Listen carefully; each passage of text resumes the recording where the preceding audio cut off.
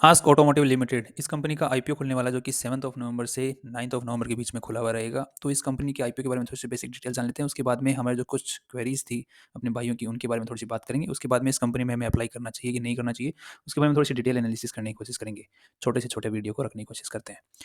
अब यहाँ पर कंपनी का जो आईपीओ की डिटेल है उसके अकॉर्डिंग ₹282 का यहाँ पर स्टॉक प्राइस मतलब जो आईपीओ प्राइस वो रखा गया है। और यहाँ पर कंपनी जो इस आईपीओ के थ्रू पैसे उठाना चाह रही है वो 834 करोड़ रुपीज़ उठाना चाहिए। ये 834 करोड़ रुपीज़ कंपनी के पास में नहीं जाने वाले हैं। जो ऑलरेडी प्रमोटर्स हैं वो अपने शेयर्स बेच रहे हैं, लगभग 15% शेयर्स। यहाँ पे सेबी के रूल के अकॉर्डिंग 25% शेयर्स कम से कम मतलब प्रमोटर्स को सिर्फ 75% शेयर से रखने की अनुमति है। तो यहाँ पे ये प्रमोटर्स आगे आने वाले टाइम में और भी अपने शेयर्स बेच सकते हैं। तो यहाँ से एक अंदाजा अपने को देखने को मिलता है कि कंपनी को पैसों की जरूरत नहीं है, प्रमोटर्स यहाँ पर शेयर्स बेचे हैं और आगे और बेच सकते हैं। तो यहाँ पर एक अंदाजा लगाने को मिलता है कि कंपनी के जो जो प्रमोटर उन्होंने ज़्यादा से ज़्यादा प्राइस सेट करने की यहाँ पर कोशिश की है। तो ये थोड़ा-सा इस मामले में थोड़ा-सा नेगेटिव पॉइंट बन जाता है। साथ में अगर हम लोग ये देखते हैं कि कंपनी का जो आईपीओ है वो स्टॉक मार्केट में लिस्ट हो जाएगा 28 नवंबर तक, मतलब 20 नवंबर तक हो जाएगा, राइट?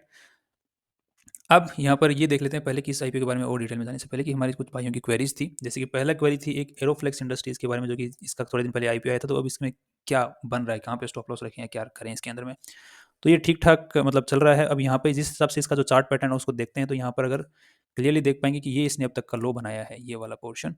सो इसी के साथ में कंपनी का जो ये लो बनाने के बाद में जो प्राइस है वो ऊपर गया है और उसके बाद में जैसे-जैसे स्टॉक मार्केट नीचे गिरा था अभी थोड़े दिन 4-5 दिन पहले, तो अच्छा खासा नीचे आया। अगेन ये वाला इसने लो बनाया और वापिस ऊपर जाना स्टार्ट कर रहा है। तो अगर ये आने वाले टाइम के अंदर में ये इस लेवल को तोड़ देता है 144 के लेवल को as per chart, technical chart, तो हो सकता है कि आने वाले टाइम में ये और नीचे जा सकता है। सो अगर ये इसको तोड़ के नीचे जाता है तो हमें स्टॉप लॉस लगा देना चाहिए यहाँ पर, लॉजिकल पॉइंट है। उसी के साथ में अगर वापस ऊपर जाना स्टार्ट करता है तो हमारे सामने अगेन ये इस टाइप का एक डाउनवर्ड पैटर्न ये बना रहा है। इस डाउनवर्ड पैटर्न को अगर वापस फ्यूचर के अंदर में तोड़ता है ऊपर जाने के लिए, तो अगेन हमारे अंदर में बाइंग बन सकती है इस कंपनी के अंदर में। सो अभी के लिए फिलहाल के लिए 144 का स्टॉप लॉस। और उसी के साथ में अगर इसके फंडामेंटल्स को देख लेते हैं कंपनी के, तो फंडामेंटल्स ठीक हैं इस कंपनी के, बट इतनी कुछ खास अर्निंग कर नहीं रही। जैसे कि आज के दिन इसकी जो वैल्यू है वो 2100 करोड़ रुपए की है, बट जो सेल हो रही है वो लगभग जो सालाना हो रही है 269 करोड़ की अभी लेटेस्ट हुई है और अभी एक्सपेक्टेड है इस साल ये 320 करोड़ के आसपास में सेल कर लेगी।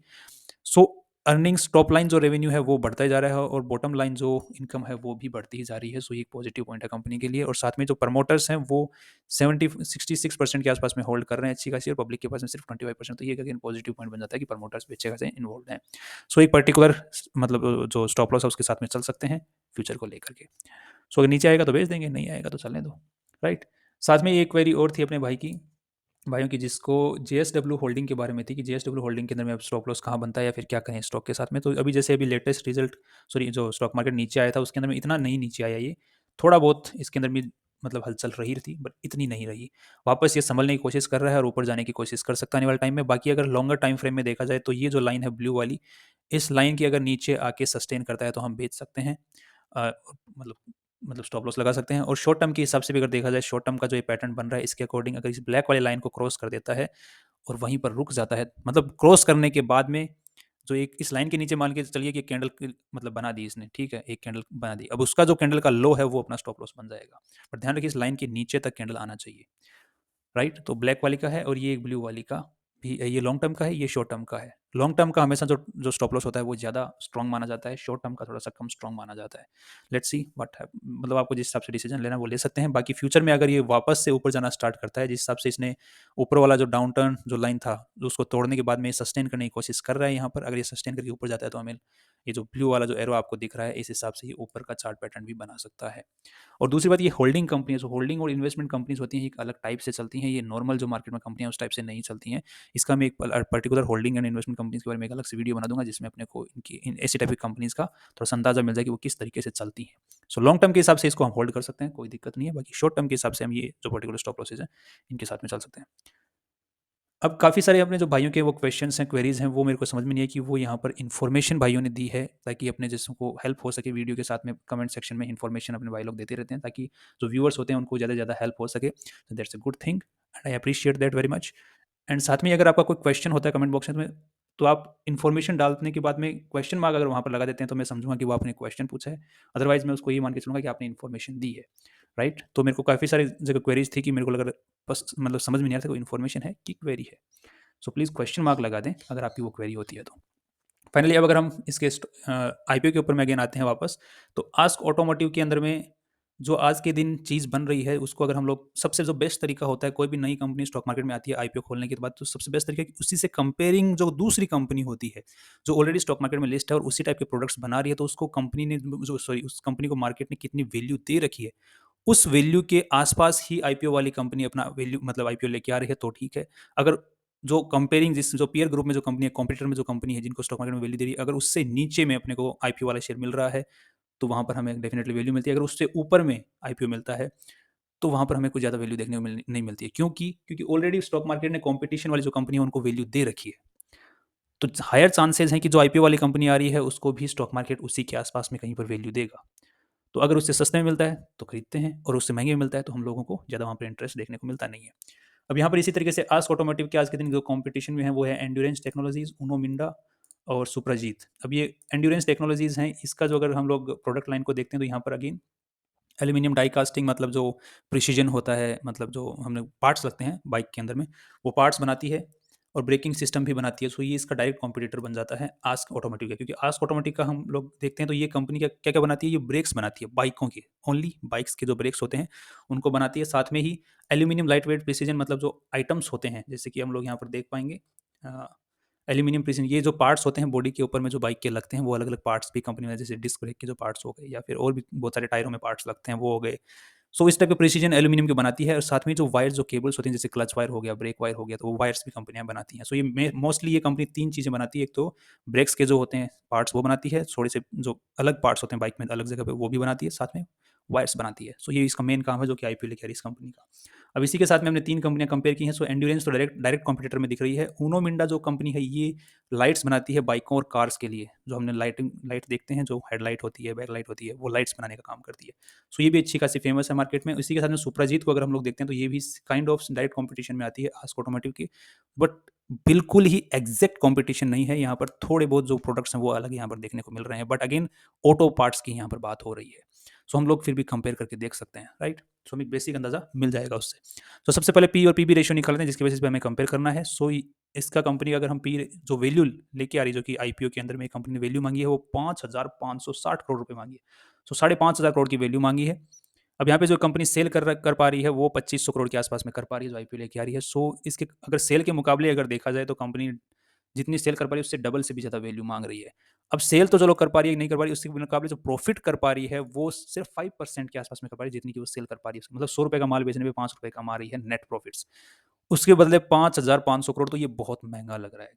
ये तो मतलब ऐसा लग रहा है कि एफडी का अगर हम लोग देखते हैं तो एफडी रेट 5.5% के आसपास में है। ये जो कमाई कर रही है ये लगभग 2% कमाई कर रही है, जिस हिसाब से हमसे वैल्यू मांग रही है उसके मुकाबले। सो एफडी के अंदर में हम पैसा लगा दें तो हमें पता है कि 5.5% में मिलेगा। यहाँ पर पता चल रहा है कि जिस वैल्यू के ऊपर इस कंपनी में पैसा लगा रहे हैं वहाँ पे सिर्फ 2% तो ये खुद कमा रही है, तो हमको क्या देगी। तो हम लोग पूरा का पूरा डिपेंड हो जाते हैं स्टॉक मार्केट के उतार चढ़ाव के ऊपर में। सो जब हमें ऐसी वैल्यू मिलती है कंपनी के अंदर में कि कंपनी अच्छा कमा रही है तो फिर उस कंपनी के चढ़ने के चांसेस भी अच्छे बन जाते हैं, राइट। बट यहाँ पे कंपनी कम कमा रही है और हम ज़्यादा वैल्यू पे पैसा लगा रहे हैं तो हमें लगता है कि हम ओवर वैल्यू के ऊपर में पैसा लगा रहे हैं, ज़्यादा वैल्यू है आज के दिन स्टॉक की, वहाँ पर पैसा लगा रहे हैं। तो ये भी एक नेगेटिव पॉइंट है कंपनी के लिए। साथ में एक पी रेशियो के बेसिस पे कंपेयर भी कर लेते हैं, तो यहाँ पर अगर पीबी रेशियो को हम लोग देखेंगे यहाँ पर तो ये लगभग आ रहा है 9 के आसपास का पीबी रेशियो अपने को देखने को मिल रहा है, 9 का पीबी रेशियो। और पी रेशियो की अगर हम लोग बात करते हैं तो ये लगभग हमें देखने को मिला 60। सो ये लगभग अपने को 45 के आसपास का पी रेशियो देखने को मिल रहा है, ठीक है। सो 45 का पी रेशियो और पीबी 9 का, तो इसको कंपेयर करके देख लेते हैं एंड्योरेंस के साथ में। सो एंड्योरेंस का जो पीबी रेशियो वो 5 का है। सो एंड्योरेंस का स्टॉक सस्ता है, मतलब अच्छा कमा रहा है जो आईपीओ लेकर इससे बेटर में। और पी रेशियो की अगर बात करते हैं यहाँ पर तो ये अगेन एंड्योरेंस टेक्नोलॉजीज जीत जाती है पी रेशियो के बेसिस पे भी और पीबी रेशियो के बेसिस पे भी अपनी आईपीओ वाली कंपनी हार जाती है। उनो मिंडा के साथ में कंपेयर करते हैं तो इसके मुकाबले भी हमारा जो आईपीओ वाला जो स्टॉक है वो थोड़ा बहुत जीत जाता है, पी रेशियो के मुकाबले में जीत जाता है, पीबी रेशियो के मुकाबले में हार जाता है। Okay, but Uno Minda light में काम करती है, अपना जो दोस्त है जो आईपीओ लेके आया वो ब्रेकिंग सिस्टम में काम करता है। अब सुप्रजीत है, ये भी थोड़ा सा डायरेक्ट कंपटीशन में ही है, तो इसका अगर वैल्यू देखा जाए तो ये सुप्रजीत इंजीनियरिंग जीत जाता है अगेन पी और पीबी रेशियो के गेम के अंदर में। सो यहाँ पे अगर कंपैरिजन बेसिस के ऊपर देखा जाए तो अपना जो आईपीओ लेके आई वो कंपनी थोड़ी सी हायर वैल्यू के ऊपर में अपनी आईपीओ प्राइस है उसको रखा गया है।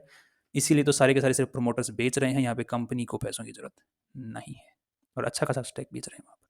और उनको ज़रूरत भी ज़रूरी भी पड़ता है क्योंकि ऐसे जो सेबी के रूल्स हैं वो इसी टाइप के हैं कि आपको 70 लगभग अगर आपके पास में 100% होल्डिंग है कंपनी तो आपको 25% तो देनी पड़ेगी पब्लिक को, राइट। अब यहाँ पे इसी के साथ में हम लोग थोड़ी सी और चीज़ को देख लेते हैं कि एंड्योरेंस जो है वो जो अपना रेवेन्यू है उसके मुकाबले यहाँ पे जो रेवेन्यू है लेटेस्ट रिजल्ट का वो 8,800 करोड़ के आसपास में कमा रही है, जिसके बदले 480 करोड़ कमा रही थी। यहाँ पे 5% का नेट रेवेन्यू कंपनी निकाल पा रही है, 5% का नेट प्रॉफिट निकाल रेवेन्यू के, और जो आईपीएल लेके वो भी 5% के आसपास में निकाल पा रही है। ऊनो मिंडा को अगर देखते हैं हम लोग, तो ये अगर कंपेयर किया जाए तो ये भी 1100 के आसपास में कर पा रही है, और 700 तो ये 6-7% के आसपास में नेट प्रॉफिट कमा पा रही है, 6% के आसपास में। तो अगेन ये भी अच्छा कमा रही है। एंड सुप्रजीत को अगर हम लोग देखते हैं यहाँ पर, सो इसके रिजल्ट के अकॉर्डिंग ये भी 5% के आसपास में नेट प्रॉफिट्स निकाल पा रही है। सो सारी ही सारी जो कंपनीज हैं मार्केट में जो लिस्टेड हैं इसी सेक्टर के आसपास में जो काम कर रही हैं, वो उसी के मुकाबले मतलब 5% के आसपास में रेवेन्यू का कमा पा रही हैं, नेट प्रॉफिट्स। तो हम ये जो आईपीओ लेकर इस कंपनी को इतनी ज़्यादा वैल्यू के ऊपर में लिस्ट कर पाना थोड़ा सा इन्वेस्टर्स के लिए घातक हो सकता है। तो अगर मुझे पर्सनल व्यू है मेरा कि इस कंपनी का जो आईपीओ है थोड़ा सा ओवर प्राइस मुझे लग रहा है। इसी के साथ में हम लोग अगर इसके अंदर भी जीएमपी को देखते हैं, जो कि किस कहाँ चल रहा है, तो वो 0% के आसपास चल रहा है। मतलब जीएमपी प्राइस भी कुछ खास चल नहीं रहा है, जीरो ही चल रहा है। मतलब कि ज़्यादा लिस्टिंग गेंस की उम्मीद है यहाँ पे आज के दिन नज़र नहीं आ रही है। कल को अपडेट होता है तो हो सकता है पॉजिटिव में भी हो जाए, नेगेटिव में भी हो जाए, वो कल का सवाल है, आज का नहीं, राइट। इसी के साथ में कुछ पॉजिटिव बातें भी हैं कंपनी के अंदर में। तो अभी जो आईपीओ का जो प्राइस देख रहे हैं उसको देख के लग रहा है कि कंपनी का आईपीओ थोड़ा सा ओवर प्राइस्ड है। सो लॉन्ग टर्म के हिसाब से हम लोग इसमें इन्वेस्टेड रह सकते हैं, बट मेरे को लगता है फ्यूचर में सस्ता हो सकता है शेयर्स, क्योंकि कंपेरिजन बेसिस पे भी हमने देख लिया। और साथ में ही अभी थोड़े से पॉजिटिव्स की बात कर लेते हैं, तो ब्रेक्स, जो ब्रेक सिस्टम है, जो कंपनी एक ब्रेक्स बना रही है, तो आज के दिन जैसे ये जो टू व्हीलर सेगमेंट है ये इलेक्ट्रॉनिक्स की तरफ या फिर हाइड्रोजन की तरफ में कहीं पे भी शिफ्ट होता है, तो ब्रेक्स तो रहेंगे ही। सो कंपनी का रहने की उम्मीदें हैं फ्यूचर के अंदर में भी अच्छी खासी, और कंपनी के जो आज के दिन क्लाइंट्स हैं वो काफ़ी अच्छे अच्छे हैं, जिनके बेसिस पे कंपनी अपने आप को यहाँ पे अच्छी खासी वैल्यू देने की कोशिश कर रही है, जैसे कि सुजुकी, टीवीएस, यामाहा, बजाज, मतलब टू व्हीलर में जितनी भी कंपनियां वो सारी की सारी इसकी दिन आज के दिन क्लाइंट्स हैं मैक्सिमम। और इंटरनेशनल मार्केट में भी अगर देखा जाए तो इनकी अच्छी खासी यहाँ वहाँ पर भी दबदबा है इनका, इस कंपनी का। अगर इसकी वेबसाइट के ऊपर में अगर हम लोग जाके देखते हैं तो कंपनी की आज के दिन जो प्रेजेंस है वो लगभग लगभग पैन इंडिया 15 जो इसकी फैसिलिटी है, जो मैन्युफैक्चरिंग फैसिलिटी, और इसके अलावा शायद 46 कंट्रीज़ के अंदर में आज के दिन ये 48 कंट्रीज़ के अंदर में आज के दिन इनका माल सप्लाई होता है। सो ये काफ़ी अच्छी प्रेजेंस है इन कंपनी की। सो इसी चीज़ को ये प्रॉफिटाइज करने की कोशिश कर रहे हैं यहाँ पर, इस फीलिंग को, इस होप को कि कल को हम आज के दिन इतनी कंट्रीज में प्रेजेंट हैं, आज के दिन हम इतना अच्छा नहीं कमा रहे हैं बट कल को कमाएंगे। सो ये एक जो उम्मीद है वो इन्वेस्टर्स को दी जा रही है कि कल हम बहुत अच्छा कमाएंगे, क्योंकि आज हम यहाँ हम प्रेजेंट हैं। सो स्टॉक मार्केट सभी को पता है, जो यहाँ पर स्टॉक मार्केट के जो गुरु लोग हैं उनको पता है कि स्टॉक मार्केट हमेशा उम्मीद पर चलता है। सो उम्मीद के ऊपर चलता है, तो जो स्टॉक मार्केट में कंपटीशन में जो कंपनियां हैं उनको भी उन कंपनियों ने भी पूरी कोशिश की हुई है उम्मीद बेचने की, तो उन्होंने भी उनकी वैल्यू आज के दिन स्टॉक मार्केट में उनको कम दी हुई है, तो तुमको एक्स्ट्रा कहाँ से दे देगी। हाँ, शुरुआत में तुम कोशिश कर लोगे, मैनेजर लोग, गुरु लोग जो स्टॉक मार्केट के हैं वो कोशिश कर लेंगे ऊपर पहुंचाने की, बट अल्टीमेटली स्टॉक मार्केट तो वैल्यू तो आपको सभी के बराबर में ही देगा, आपकी वैल्यू के बेसिस में ही आपको वैल्यू देगा। थोड़े वक्त के लिए बेवकूफ़ बनाया जा सकता है इन्वेस्टर को, राइट। अब यहाँ पे जो सेकंड जो पॉजिटिव पॉइंट है इस कंपनी के बारे में वो है continuous increase in top line. So जो रेवेन्यू स्ट्रक्चर है वो कंटिन्यूसली इंक्रीज हो रहा है, जो कि आईपीओ लेके आ रही है उस कंपनी का। सो यहाँ पर देख पा रहे हैं रेवेन्यूज कंटिन्यूसली इंक्रीज हो रहे हैं हर एवरी ईयर, और अच्छे खासे तरीके से इंक्रीज हो रहे हैं, बट इनका जो बॉटम लाइन जो इनकम है वो इंक्रीज अच्छे खासे तरीके से यहाँ पर नहीं हो रही है। जिस हिसाब से रेवेन्यूज बढ़ रहे हैं, सेल बढ़ रही है, नेट प्रॉफिट्स अच्छे खासे तरीके से नहीं बढ़ रहे हैं। और इस साल भी जिस हिसाब से जो लेटेस्ट क्वार्टर का रिजल्ट है उस हिसाब से एक्सपेक्टेड है कि इस साल भी अच्छी खासी सेल इनकी हो जाएगी, और कंपटीशन में जो कंपनी है उनकी भी इसी टाइप से बढ़ रही है जिस टाइप से इनकी बढ़ रही है। So no question there. और इनकी जो अब कंपनी की जो सेल हो रही है वो टाइम के साथ में बढ़ती जाएगी, क्योंकि टू व्हीलर मार्केट जो है वो बढ़ता ही जा रहा है, बस शिफ्ट हो रहा है एक इंडस्ट्री से दूसरी इंडस्ट्री में, पेट्रोल से सीधा इलेक्ट्रॉनिक्स की तरफ, बट ब्रेक्स का तो यूज़ रहेगा, राइट। सो मैन्युफैक्चरिंग फैसिलिटीज़ कंपनी नई नई खोली, अभी जैसे रिसेंटली राजस्थान में खोला है अभी, सो वहाँ पर भी ये अपनी मैन्युफैक्चरिंग फैसिलिटी नई नई खोल रही है, इसका मतलब इनकी सेल बढ़ती जा रही है और उम्मीद है इनको कि आगे भी बढ़ती रहेगी। So again that's a positive point, but आज के हिसाब से इन्होंने अपनी वैल्यू बहुत ज़्यादा लगा दी है इस उम्मीदों को दिखा दिखा के। सो मुझे नहीं लगता कि इस उम्मीदों के जंजाल में हमें घुसना चाहिए, हमें सिर्फ वैल्यूज़ के पीछे भागना चाहिए, right. So that's our view. और आज के दिन मुझे इस आईपीओ के अंदर में मतलब पैसा लगाना ठीक नहीं लग रहा है, इस कंपनी के अंदर में आईपीओ के बाद में भी इन्वेस्ट करना ठीक नहीं लग रहा है। अगर ये कंपनी का स्टॉक जो है 200 से नीचे कहीं आसपास या उसके 200 के आसपास में ट्रेड होता हुआ नजर आता है, तो फिर इस कंपनी में इंटरेस्ट लेने में फ़ायदा दिखता है मुझे, उससे पहले मुझे तो नहीं दिखता फ़ायदा। उससे पहले जा सकता है, ले जाने को तो इसको 500 के पास भी जा सकता है, वो कोई सवाल नहीं है, बट मुझे वैल्यू नहीं दिखती 200 से पहले इसके अंदर में इन्वेस्ट करने में। बाकी आपके व्यूज़ जो हैं वो डिफ़र हो सकते हैं, सो आपके अपने व्यूज़ कमेंट सेक्शन में बता सकते हैं। Finally that's all from side and see you tomorrow.